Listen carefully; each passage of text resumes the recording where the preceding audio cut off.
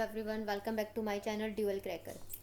आज हम topic start करने जा रहे हैं मैंडलीव की पीरियोडिक टेबल। इससे पहले हमने डॉबेनियर की पीरियोडिक टेबल पढ़ ली और न्यूलैंड का लॉ पढ़ लिया है। चलिए स्टार्ट करते हैं मैंडलीव्स की पीरियोडिक टेबल, जहाँ से हमारे क्वेश्चंस पुट अप किए जाएंगे। Even after the rejection of Newlands law of Octave, जब न्यूलैंड लॉ ऑफ ऑक्टेव को जब रिजेक्ट किया, उसके बाद जो काफ़ी साइंटिस्ट हैं उन्होंने अपनी सर्च को कंटिन्यू रखा। अब ऐसा नहीं है कि न्यूलैंड के बाद डायरेक्ट ही मैंडलीव आया, उससे पहले और भी साइंटिस्ट आए थे, लेकिन उन्होंने जो है कॉरिलेट करके सभी साइंटिस्ट ने न्यूलैंड ऑक्टेव की प्रॉपर्टीज़ को कोरिलेट करके ही सर्च करना शुरू किया। तो उन्होंने अपने कंट्रीब्यूशन दिया। बट लेकिन मैंडलीव की जो पीरियोडिक टेबल है वो हमारी फेमस पीरियोडिक टेबल है, क्योंकि मैंडलीव का इसमें सबसे ज़्यादा कंट्रीब्यूशन था। उन्होंने इसकी किस तरह से जो है मेटल्स हैं या नॉन मेटल्स हैं या मेटलॉइड्स हैं, उनको किस तरह से अरेंज करना है, तो ये सारा जो क्रेडिट जाता है वो मैंडलीव को जाता है। चलिए स्टार्ट करते हैं। The main credit for classifying goes to Dmitri, ये इनका नेम है, दिमित्री आयोनिच मैंडलीव, जो रशियन केमिस्ट थे। He was the most important, वो मोस्ट इम्पोर्टेंट कंट्रीब्यूटर रहे हैं इस पीरियोडिक टेबल के डेवलपमेंट में। अब उन्होंने जो है डेवलपमेंट जो है किस बेस पर की, तो उन्होंने फंडामेंटल प्रॉपर्टीज़ और एटॉमिक मास और उनकी केमिकल प्रॉपर्टीज़ के बेस पे उन्होंने पीरियोडिक टेबल दी। देखो, जो मैंडलीव है उन्होंने अपना वर्क कब स्टार्ट किया, उस टाइम पर कितने एलिमेंट्स नोन थे, हमारा फर्स्ट क्वेश्चन यहाँ से पुटअप किया जाता है। उस टाइम पर कितने एलिमेंट्स नोन थे, that was the 63 element was known at that time. He examined the relationship between the atomic mass of elements. उन्होंने किसकी रिलेशनशिप को देखा, उन्होंने एटॉमिक मास की रिलेशनशिप को देखा और उनकी फिजिकल और केमिकल प्रॉपर्टीज़ के बेस पर। लेकिन जो केमिकल प्रॉपर्टीज़ थी, मैंडलीव ने जो है कंसंट्रेट किया कि किस तरह से जो उनकी जो केमिकल प्रॉपर्टीज़ है। केमिकल प्रॉपर्टीज़ का मतलब क्या होता है, जब हम किसी दो या दो से ज़्यादा एलिमेंट से मिलकर एक नया कंपाउंड फॉर्म करते हैं तो इसको केमिकल प्रॉपर्टीज़ बोला जाता है। इससे कोई एक नई चीज़ फॉर्म हो, तो उन्होंने कंपाउंड कौन कौन से फॉर्म हो सकते हैं इन एलिमेंट्स, तो उन्होंने जो मेन जो कंसंट्रेशन दिखाई थी वो दिखाई थी ऑक्सीजन और हाइड्रोजन। बोला था कि एलिमेंट जो है वो मेनली जो है कॉम्बिनेशन बनाते हैं या रिएक्शन करते हैं, वो किसके साथ करेंगे, ऑक्सीजन और हाइड्रोजन के साथ। हमारा सेकंड क्वेश्चन यहाँ से फॉर्म होगा, वो पूछा जाएगा कि मैंडलीव ने केमिकल प्रॉपर्टीज़ में किस ग्रुप को बताया था, that was the oxygen and hydrogen. He selected the hydrogen oxygen as they are very reactive. उन्होंने बताया कि हाइड्रोजन और ऑक्सीजन क्या है, काफ़ी रिएक्टिव कंपाउंड है और ये एलिमेंट है, और ये क्या करेंगे, कंपाउंड को फॉर्म करेंगे, कंपाउंड बनाएंगे। फॉर्मूला जो है हाइड्रेट्स और ऑक्साइड्स की तरह उन्होंने दिया। ही टुक 63 कार्ड्स, उन्होंने सबसे पहले क्या लिया, 63 कार्ड्स लिया और हर एक कार्ड पर सबकी एलिमेंट्स की प्रॉपर्टीज़ को लिखा और फिर क्या किया, एक दीवार पर उन्होंने इकट्ठा किया। इकट्ठा करने के बाद जिसकी प्रॉपर्टीज़ मैच हो रही थी उन कार्ड को एक जगह पे रख लिया। जिन तो उन्होंने क्या बनाया, ऐसे अरेंजमेंट बनाई और उन्होंने देखा कि जो अरेंजमेंट बन रही है तो वो एटॉमिक मास के बेसिस पर बन रही है, और वो कौन से ऑर्डर में बन रही, that was in the increasing atomic मास। यह ऑब्जर्व किया गया कि जो पीरियोडिक टेबल है वो किस फिजिकल और केमिकल प्रॉपर्टीज दोनों जिनकी सिमिलर है वो किस बेस पर कैटेगराइज की जा सकती है, एटॉमिक मास। तो जो मैंडलीव थे उन्होंने अपनी पीरियोडिक टेबल जो दी थी वो एटॉमिक मास के बेस पर दी थी। हमें यहाँ से क्वेश्चन आएगा कि मैंडलीव ने एटॉमिक नंबर के बेस पर दी थी, एटॉमिक मास के बेस पर, तो हमारा answer will be atomic mass. और विद डिक्रीजिंग और इंक्रीजिंग एटॉमिक मास, तो our answer will be increasing atomic mass. जो मैंडलीव है उन्होंने पीरियोडिक लॉ दिया जो स्टेट करता है कि जो प्रॉपर्टीज़ हैं एलिमेंट्स की इस पीरियोडिक फंक्शन में वो एटॉमिक मास के ऊपर बेस की गई है। ये स्टेटमेंट जो है हमारी काफ़ी इंपॉर्टेंट है। ये वाली मैंडलीव की जो पीरियोडिक टेबल है उसमें जो वर्टिकल ग्रुप्स होते हैं, वर्टिकल मीन्स ऐसे वाई एक्सिस पे, उनको ग्रुप बोला गया और हॉरिजॉन्टल को पीरियड्स बोला गया। These are groups and these are periods. ये मैंडलीव की पीरियोडिक टेबल है, हॉरिजॉन्टल एंड वर्टिकल, जिसको हमें इतनी याद करने की ज़रूरत नहीं है।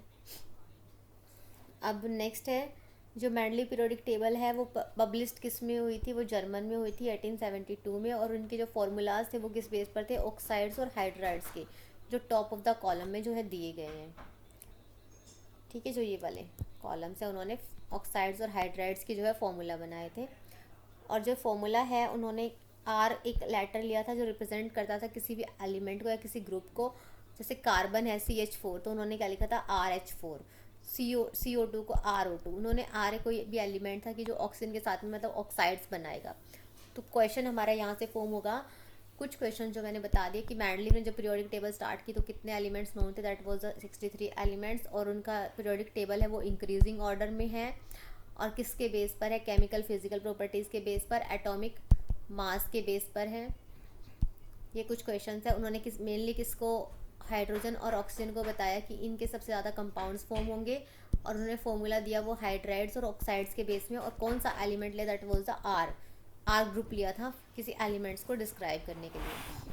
तो ये थी मैंडलीव की पीरियोडिक टेबल। अब इसके हम कुछ अचीवमेंट्स भी पढ़ लेते हैं। While developing the periodic table, जब उन्होंने पीरियोडिक टेबल को डेवलप किया तो वहाँ पर कुछ ऐसे इंस्टांसेस हुए थे जहाँ पर उन्होंने एलिमेंट को रखा था, किसी का मास जो है, अब हमने बोला कि इंक्रीजिंग ऑर्डर में, मतलब यहाँ पर अगर किसी का मास 2 है, 2 के बाद अगर किसी का 3 है, फिर किसी का 4 है, तो इस तरह से इंक्रीजिंग ऑर्डर में होना चाहिए था। लेकिन कुछ ऐसे मासेस आ रहे थे, सपोज करो यहाँ पे पहले 3 आ गया, फिर 2 आ गया, 4 आ गया, देखो ये तो इंक्रीजिंग ऑर्डर को फॉलो नहीं कर रहा, तो कुछ प्रॉपर्टीज़ जो है उनकी मिसमैच कर गई थी। कुछ ग्रेटर तो उन्होंने क्या किया, लोअर एटॉमिक मास वाले को बाद में रखा और ग्रेटर वाले को पहले रखा, तो डिक्रीजिंग ऑर्डर भी जो है उनका फॉलो हो गया था। लेकिन जो किसके साथ में हुआ था, दैट वाज द कोबाल्ट के साथ में 58.9 था, और जो बिल्कुल किसके जैसा दिख रहा था, निकल के जैसे था, और निकल से पहले रखा गया। लेकिन आना कौन सा था टेबल में, निकल आना था। निकल का कितना होता है, 58.7 होता है, और कोबाल्ट का 58.9। अकॉर्डिंग टू इंक्रीजिंग ऑर्डर सबसे पहले निकल वाला आना था, लेकिन उनकी जो प्रॉपर्टीज़ के बेस पर उन्होंने किसको रखा था, कोबाल्ट को रखा था। तो ये थोड़ी ड्रॉबैक थी उनकी। फिर उन्होंने कुछ गैप्स को जो है छोड़ दिया था पीरियोडिक टेबल में, और उन्होंने बोला था कि इन फ्यूचर कुछ ऐसे इन प्रॉपर्टी से रिलेटेड कोई ना कोई ऐसे एलिमेंट्स आएंगे ही आएंगे, और जो जिन्होंने उनका नाम, संस्कृत का जो प्रीफिक्स होता है जिसको हम एक है, द्वे ऐसे करके बोलते हैं संस्कृत में, तो एक है मीन्स 1, उन्होंने संस्कृत का जो है नेम दिया। उन्होंने जैसे कुछ एग्जाम्पल जैसे यहाँ स्कैडियम, गैलियम, जर्मेनियम, जो बाद में डिस्कवर्ड लेटर, और उनकी जो प्रॉपर्टीज़ थी वो पहले से बता दी गई थी। उन्होंने बताया था कि बोरोन के जैसा कोई एलिमेंट आएगा, एल्यूमिनियम के जैसा आएगा, सिलिकॉन के जैसा आएगा, तो उन्होंने एक का बोरोन, एक का एल्यूमिनियम, एक का सिलिकॉन ये लगा दिया। तो एक का एल्यूमिनियम जो है प्रोडक्टिव किया गया, तो उसका नाम रखा गया गैलियम। तो क्वेश्चन हमारा यहाँ से आएगा कि गैलियम का जो है प्रीवियस नेम क्या था, दैट वाज द एक का aluminium.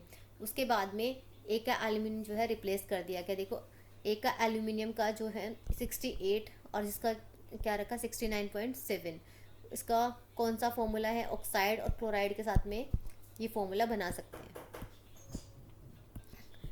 This provide convincing evidence for both the correctness, और जो ये काफ़ी करेक्ट थी जो टेबल, और यूजफुल भी थी। लेकिन इसके बाद में कुछ एक्स्ट्रा ऑर्डनरी सक्सेस जो है मैंडलीव की प्रोडिक्शन जो है बाद में और आए केमिस्ट, उन्होंने क्या किया, इसको एक्सेप्ट नहीं किया। उन्होंने बोला कि हम दोबारा से नए ओरिजिनेटर, नया कॉन्सेप्ट लेकर आएंगे, क्योंकि उस टाइम पे जो नोबेल गैस है हीलियम, नियोन और ये सारी भी जो है मेंशन कर दी गई थी इससे पहले कि जो गैस है वो डिस्कवर होंगी, बहुत लेट होंगी, तो वो वेरी इनर्ट और present in extremely low concentration और आवर एटमोसफेयर। जो नोबेल गैस होती है उनके बारे में बताया गया कि वो इनर्ट होती हैं, लो कंसनट्रेशन होती है एटमॉस्फेयर में, तो इनके बारे में बताया गया। लेकिन फिर बाद में बोला गया कि हम इन गैसेस को कहाँ रखेंगे, इनको कहाँ पर अरेंज करेंगे, तो इसके लिए हमें क्या है, एक नई पीरियोडिक टेबल जो है बनानी पड़ेगी। तो जो है स्ट्रेंथ थी मैंडलीव पीरियोडिक टेबल की, वो थी गैस। उन्होंने बताया था कि जो डिस्कवर्ड हो गई और नए ग्रुप में विदाउट डिस्टर्बिंग, उन्होंने क्या किया कि फिर उन गैसेस को जो डिस्कवर्ड हो भी गई बाद में, तो उन्होंने क्या किया गया, एक नया ग्रुप बना दिया और उनको बिना पुरानी पीरियोडिक टेबल को डिस्टर्ब किए गए ना अलग से उन्होंने अरेंज कर दिया। लेकिन कुछ लिमिटेशंस भी थी। अब देखो कुछ एडवांटेजेस आएंगे तो उसकी कुछ लिमिटेशंस भी आएंगी।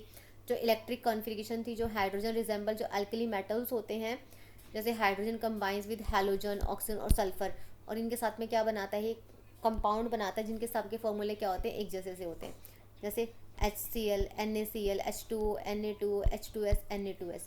ठीक है, तो ये जो है उन्होंने देखा कि जैसे हैलोजन्स है, मतलब जो हाइड्रोजन वाला ग्रुप है वो एग्जिस्ट कर रहा है किसने, 2 मॉलिक्यूल्स के साथ भी, और एक कंबाइन किसके साथ भी हो रहा है, मेटल के साथ भी हो रहा है और नॉन मेटल के साथ भी हो रहा है, तो एक कोवेलेंट बॉन्ड भी जो है बना रहा है। लेकिन इसकी पोजीशन को वो फिक्स नहीं कर पाए थे।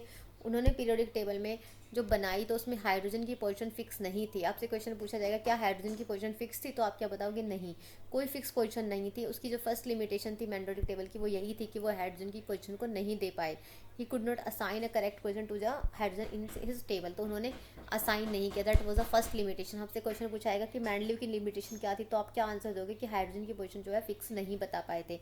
और उसके बाद में जो आइसोटोप्स थे वो डिस्कवर हुए काफ़ी बाद, जो जिनके बारे में मेंडलीव ने कुछ भी नहीं बताया था।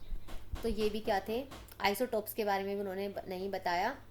तो ये सारी क्या थी, उनकी ड्रॉबैक्स लिमिटेशंस थी।